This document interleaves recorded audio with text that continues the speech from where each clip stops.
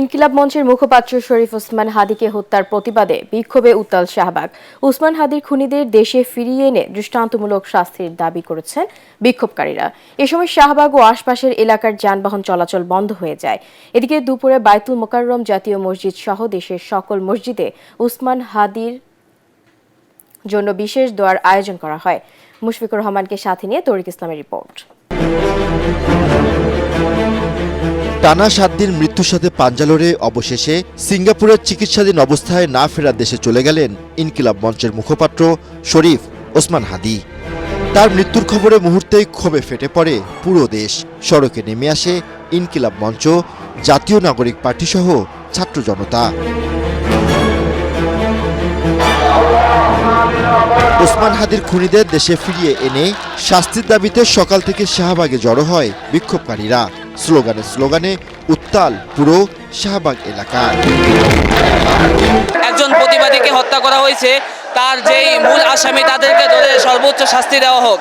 যতবারই এখন পর্যন্ত যতবারই মানুষ খুন হয়েছে, কোনো খুনের আমরা 100% বিচার পাই নাই। আমাদের আরো যে সমস্ত জুলাই যোদ্ধা ভাইয়েরা আছে তাদেরকে যত সরকারের পক্ষ থেকে যত নিরাপত্তা দেওয়া হয়, আর কোনো ভাই যাতে এইভাবে শহীদ না হয়।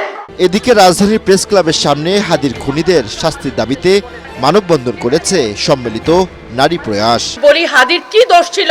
আপনাদেরকে বলতে হবে কি কারণে তাকে মারা হয়েছে। তার কি দোষ এটা ছিল যে সে কোনো রাজনৈতিক দলের আনুগত্য করে নাই? যে গুলিতে তাকে মারা হয়েছে, আমাদের তদন্ত থেকে আরো 40টা, টোটাল 41টা গুলি উদ্ধার হয়েছে। বাকি 40টাও ব্যবহারের জন্যই তার কাছে জমা ছিল। প্রশ্ন যদি করি, বাকি 40-এর সিরিয়াল কারা? এদিকে পূর্ব নির্ধারিত ঘোষণা অনুযায়ী জুমার নামাজের পর বায়তুল মোকাররম মসজিদে ওসমান হাদি ও তার পরিবারের জন্য বিশেষ দোয়া করা হয়। এ সময় হাদির খুনিদের শাস্তির দাবি জানায় বিভিন্ন সংগঠনের নেতারা। একইভাবে শাহবাগে জুমার নামাজ আদায় শেষে শহীদ হাদি ও তার পরিবারের জন্য বিশেষ দোয়া করা হয়। একজন প্রতিবাদীকে হত্যা করা হয়েছে, তার যেই মূল আসামি তাদেরকে ধরে সর্বোচ্চ শাস্তি দেওয়া হোক। যতবারই এখন পর্যন্ত যতবারই মানুষ খুন হয়েছে, কোনো খুনের আমরা 100% বিচার পাই নাই। আমাদের আরো যে সমস্ত জুলাই যোদ্ধা ভাইয়েরা আছে তাদেরকে যত সরকারের পক্ষ থেকে যত নিরাপত্তা দেওয়া হয়, আর কোনো ভাই যাতে এইভাবে শহীদ না হয়।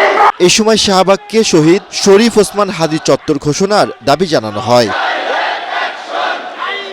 তরিক ইসলাম, এটিএন বাংলা, ঢাকা।